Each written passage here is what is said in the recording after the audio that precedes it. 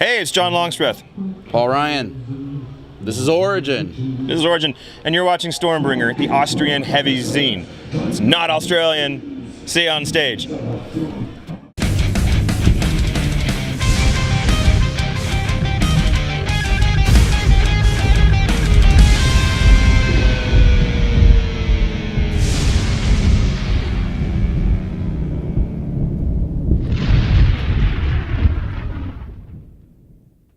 You're a very technical band, of course, and do you have the impression many people come to your gigs just to see you play, and they don't listen to the songs, they just want to see you act out act out on stage or something? I feel like this culture of music is very defined by people playing instruments. Mostly I feel like there is a vast majority of musicians at the shows. I mean, yes, people ask, he does seminars, I've done guitar lessons in the past, but I mean, I spent yesterday explaining how I play after they watched me, and I had a group of 5 people just sitting there like, how do you do this? How do you do this? So, I mean, I feel like there's definitely a musician's approach to our band. I don't know if how much sense it makes to a non-musician other than a bunch of holy shit. What are they doing? What are they? How fast? Yeah. So it's more like the bar talk after the concert. It's more like the gear and not so much the sex, drugs, and rock and roll. Like it depends, because like Paul said, this this as far as all metal seems to be concerned, any kind of underground metal, a lot of it, there's going to be people that search it out and look for it, and they want to watch the bands, they want to read the bands, they want to know what the bands are doing, and that's going to come in various forms. Yeah, some guys are going to show up and go, look at these 4 maniacs jump around on stage, and you can't tell what they're doing. It's kind of the Goar approach, right? And then you have specific people that want to come and watch specific members of the band. I get a lot of drum nerds watching you, right? I get drum nerds, Paul gets guitar nerds, Jason gets the girls, right? So, and a lot of times, people that don't really know the music, they're there for the show, because it's the closest thing to a heavy metal death metal Van Halen that there can be, because it's kind of, it's technical. It's more busy than it is technical, and it's a little loose at times. It's a little bit grindcore, so it's fun. Half the time you watch the show, somebody on stage is smiling. Yeah, it should be that way. And Jason's always telling jokes between songs, and and including the crowd. Crowd participation is a big thing. Our thing is to make it fun. A lot of rock and roll in our set. Speaking of rock and roll, here's Journey.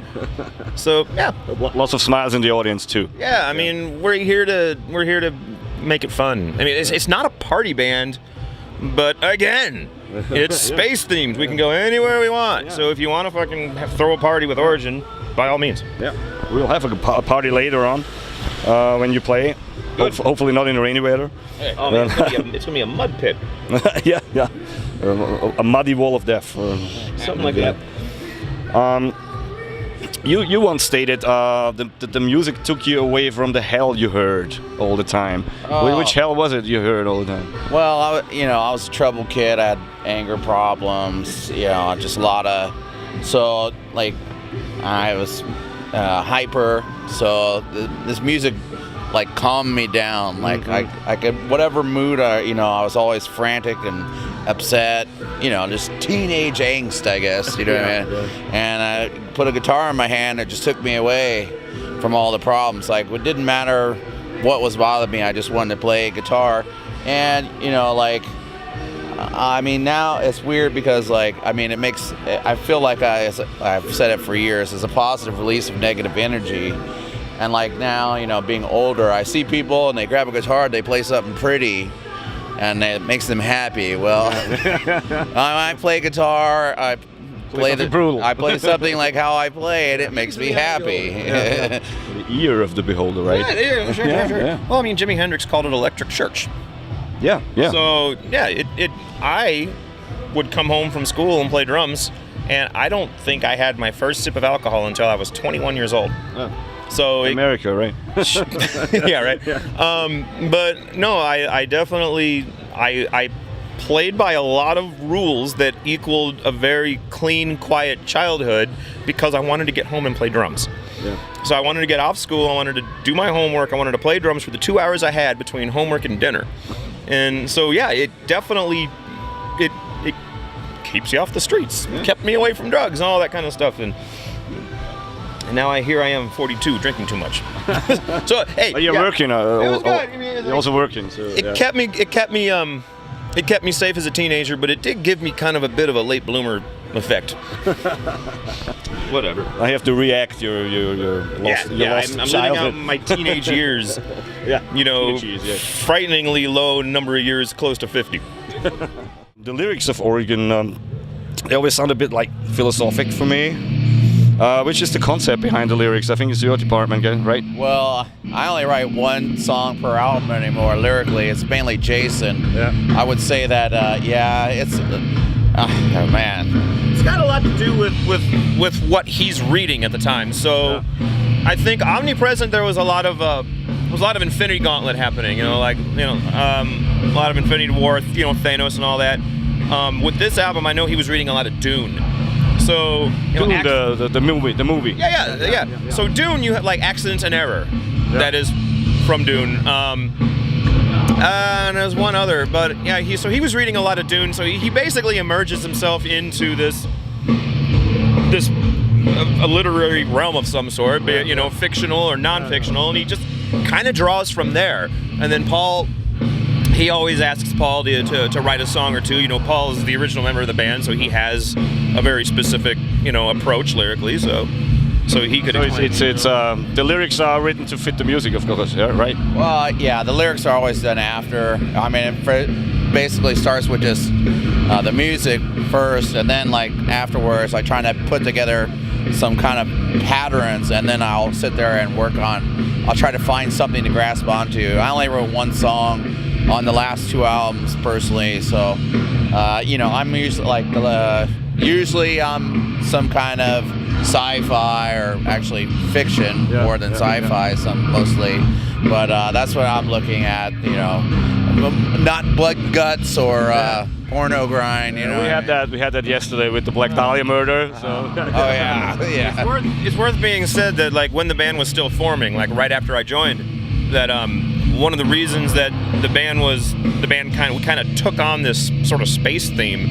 Yeah. Not to talk about stars and planets, but more or less to have, the space theme just allows us any lyrical concept we want. If we didn't want to settle on, back then you had gore, you had religion, and you had politics. Yeah. And we didn't really want to sex maybe. Sure, we didn't want to root in any one of those, but we still wanted to be able to touch on them when need be.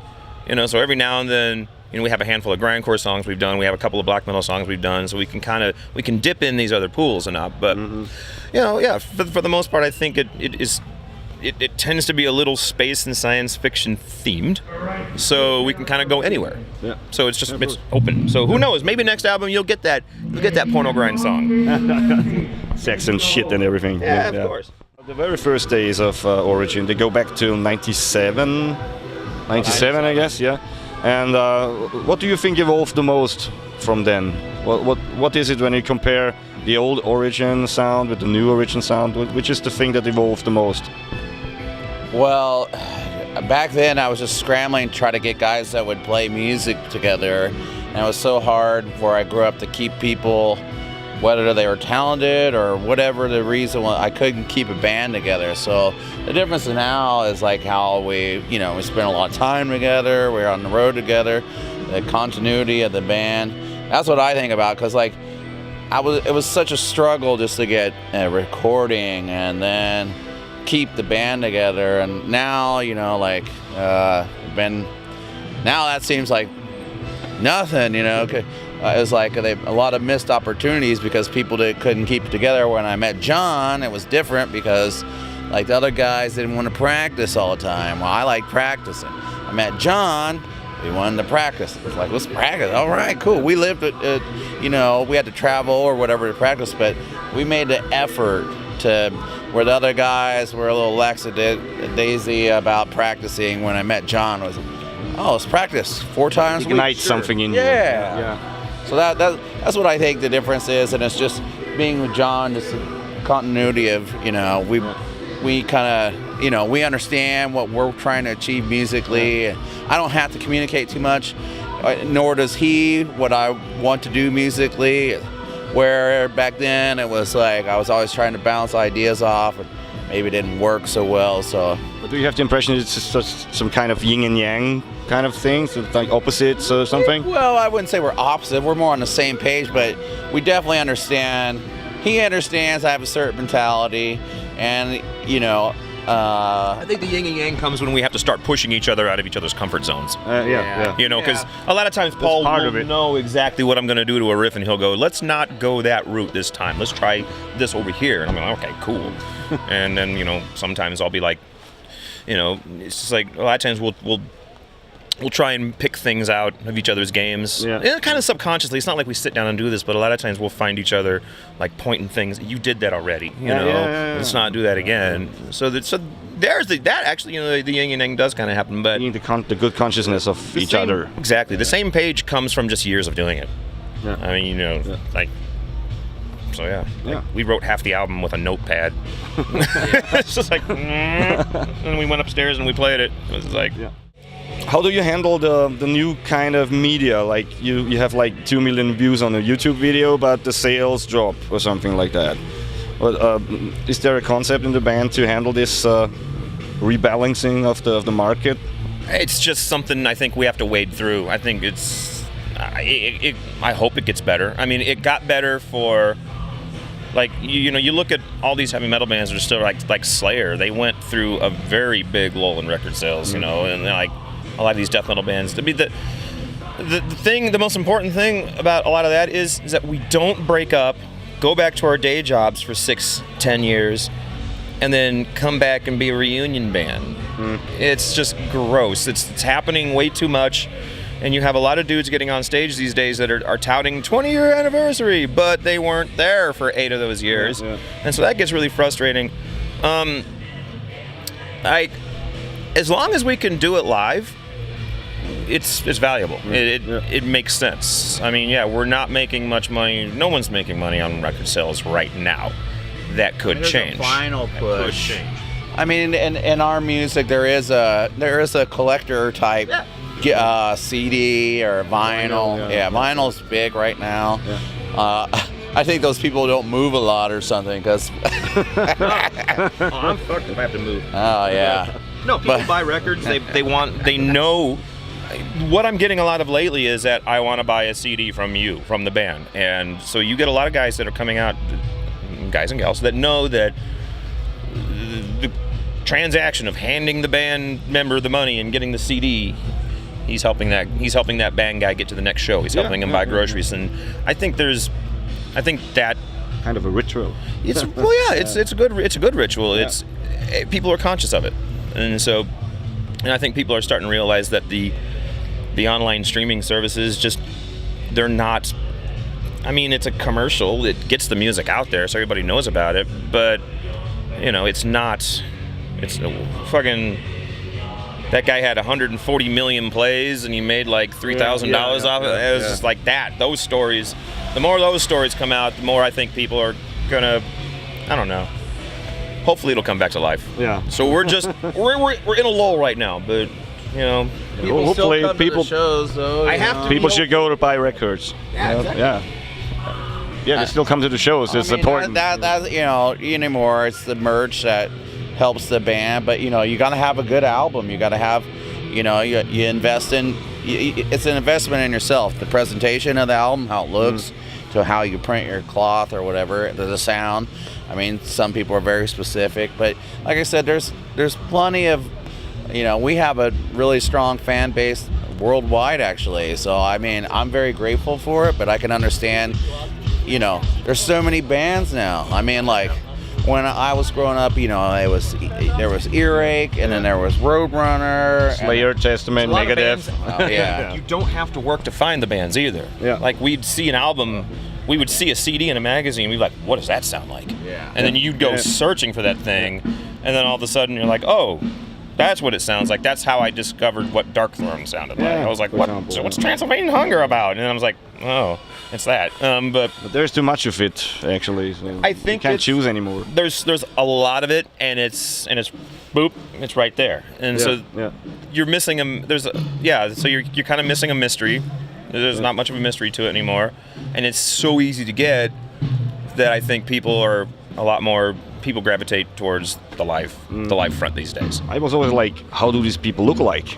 Yeah. And they didn't have a band picture on the record. So. Yeah. That's the best part about Death Spell Omega, Yeah. right? Yeah. You don't even know what they look like. Or Batushka. Maybe. Are you looking back? Are you glad you founded the band after this big grunge and alternative gap, which started in the beginning of the '90s because they've played Metallica just right now? I'm old, so I started. My first 5 tapes were like Slayer, Celtic Frost, Voivod, Possessed, and Creator. And like, so I was on that extreme music thing from the beginning of it. And like my first real death metal band was like in the early 90s. And even though I played in these failed bands, I played death metal, that's what I've always loved. I didn't just show up and Origin formed and we were just, Yeah, of course. So I wish it was that easy. But, now, there's, I'm death metal through and through, that's just what I grew up loving. And, I traveled 9 hours to go see bands play, Or play yourself. Well, back then I couldn't even get gigs. They were like, oh, hell no. You guys will never play at this establishment. You know what I mean? But, I saw John play. I traveled, all over the place just to see shows. That's what I wanted to do. That's what I loved doing. That's what I grew up doing. So, what's funny is the thrash bands, they're the ones that all watered it down to, all of them did. All of them, yeah. You heard it, I don't want to say no names here. Yeah. But, like Napalm, they kind of switch. They kind of switched a little bit, you know what I mean? Tried. Yeah. They learned, they got out. Yeah. They went back. But There's some of the bands are back as well. So. yeah, I just I played death metal till the end, till I'm Till dead. 97. Yeah. Well, yeah, until 97, then it just became Origin. So what is the future holding for the band? Is there a little outlook on the next output or something? We have about 2 weeks at home after this. We go to the airport in the morning and we fly home. We got about 2 weeks, and then we fly to Japan and we do, I think, 4 shows with the Crown. And the future, I think we'll probably sit out most of the holiday season. It's like, Go back to writing. yeah, Paul's getting some ideas, so I think something in the probably process. pick it back up again in the spring. As far as being live, we've been busy this year. We did, we started with Summer Slaughter last summer, and we did a U.S. headliner, then we did a European headliner, then we did another U.S. main support with Morbid Angel. Now we're out here again doing the festival run, and then we do Japan, and so we'll probably sit out the holidays and get back to live action. And You earned it. I think so. We'll see. Yeah. Hardworking bands should sit out a couple of days at least Well, between doing things. At this point, we all want to go home for a week. Yeah. Who doesn't? I'll sit at home for 2 weeks. I'm not itching and scratching. I need to get back out on the road again. So as long as that still happens, we'll keep doing it. There's probably more to come. You watch out for the guys, Origin. Check out their music, check out their videos, check out their live shows. Say thank you, Paul and Thank you. Thanks for having us. Paul and John.